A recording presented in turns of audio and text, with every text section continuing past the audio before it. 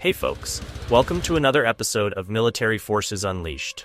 Today we're diving deep into one of Brazil's most elite and fascinating military units, the PARA-SAR, the Airlandrescue Squadron, that takes on the toughest, most dangerous missions in one of the harshest environments on the planet. From jungle rescues to high-altitude evacuations, these guys do it all. And we're here to break down how they manage to save lives in places where most of us wouldn't last a day. So buckle up, because this is going to be one wild ride.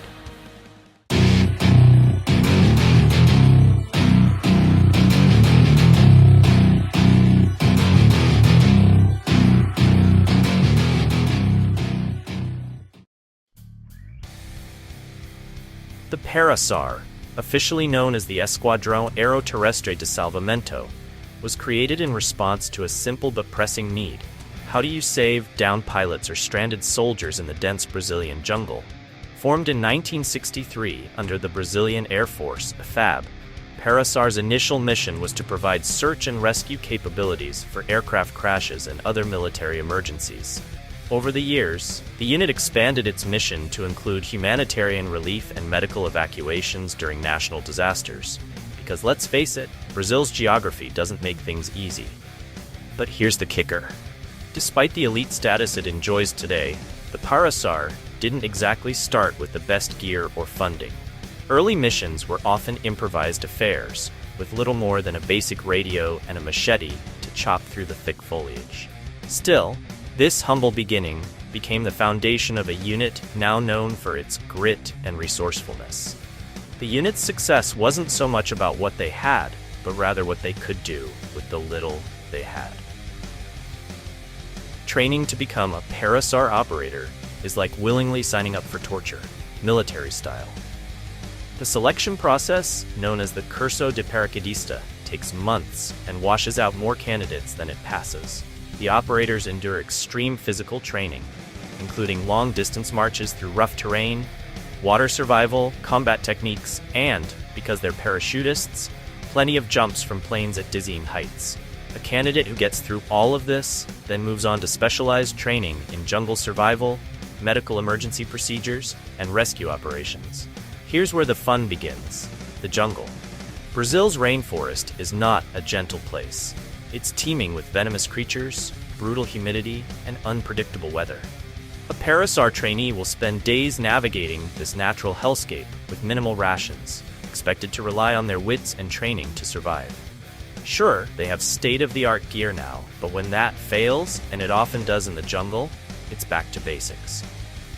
If you're lucky enough to make it through, congratulations, you're now part of one of Brazil's most elite military units. If not, well, you just get to go back to a normal life. When you think of PARA-SAR, you probably think of dramatic helicopter rescues or fast roping into hostile territory to save lives, and you'd be right. PARA-SAR operators have been involved in some of Brazil's most high-profile search and rescue operations, including extracting civilians and military personnel from conflict zones and disaster-stricken areas. One of their standout missions was during the 2011 floods in the mountain region of Rio de Janeiro, where PARA-SAR units evacuated over 400 people and provided medical aid to countless others. However, not all missions are media darlings. Some of the most harrowing operations are the ones nobody hears about, like searching for downed aircraft in remote regions of the Amazon, where days of effort might yield nothing more than a cockpit buried under dense canopies. In many cases, PARA-SAR teams are deployed to places where no GPS signal reaches, where helicopters struggle to fly due to thick fog, and where even the most advanced equipment fails. But it's not all roses. Like many military units, PARA-SAR has seen its share of delays and logistical issues. A classic example: the time it took over 48 hours to mobilize resources to a site because of bureaucratic delays, and ironically, a lack of available aircraft. Talk about a search and rescue unit stuck in a holding pattern. Let's talk gear. PARA-SAR operators are equipped with modern communication systems, medical supplies, and extraction tools, all designed to ensure the mission runs as smoothly as possible. They fly in Black Hawk helicopters, UH-60L, which allow them to cover vast distances and perform complex extractions, even in hostile environments. Their standard loadout includes night vision goggles, tactical radios, and a mix of firearms for self-defense in the event that a rescue mission becomes a combat situation. But here's the irony. Despite all this technology, some of the most useful tools are still the low-tech ones. A machete for clearing brush, a simple compass for navigation when the GPS inevitably loses signal, and, of course, those trusty parachutes that have been the unit's bread and butter since day one. High tech can get you close to the action, but it's often the most basic tools that seal the deal in a PARA-SAR mission. For all their skill and determination, PARA-SAR has faced its fair share of challenges, many of them coming from inside the house. Budget constraints have plagued the unit for years, limiting the amount of training and new equipment they can acquire. While other countries are spending billions to upgrade their special operations forces, PARA-SAR often has to make do with what's available. And that isn't always the best. And then there's the issue of bureaucracy. Like many military units operating under the watchful eye of government ministries, PARA-SAR has experienced delays in deployments due to red tape. This isn't exactly great when lives are on the line, but it's a harsh reality of military operations.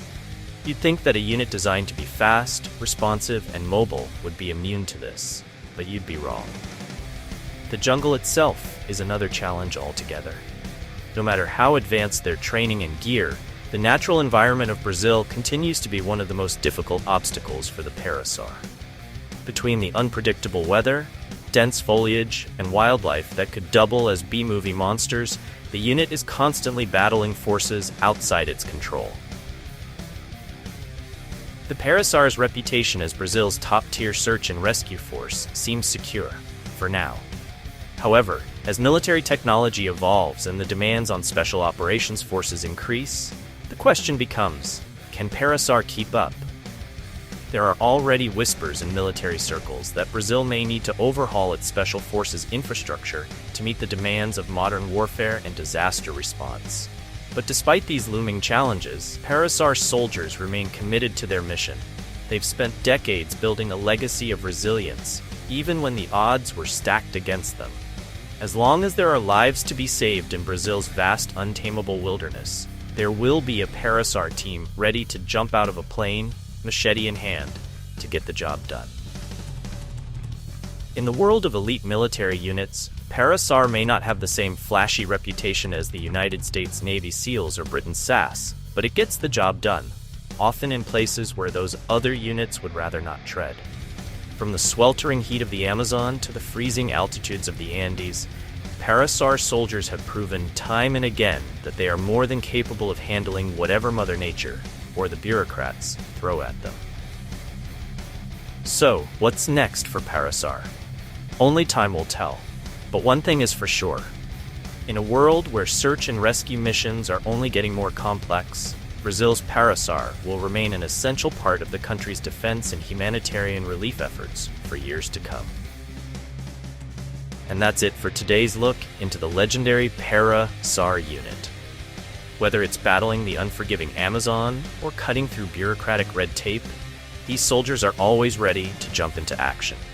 If you enjoyed this deep dive, make sure to smash that like button, subscribe, and turn on notifications so you never miss out on our latest content. Thanks for watching, and as always, stay tuned for more episodes of Military Forces Unleashed, where we uncover the world's toughest forces in action. See you next time.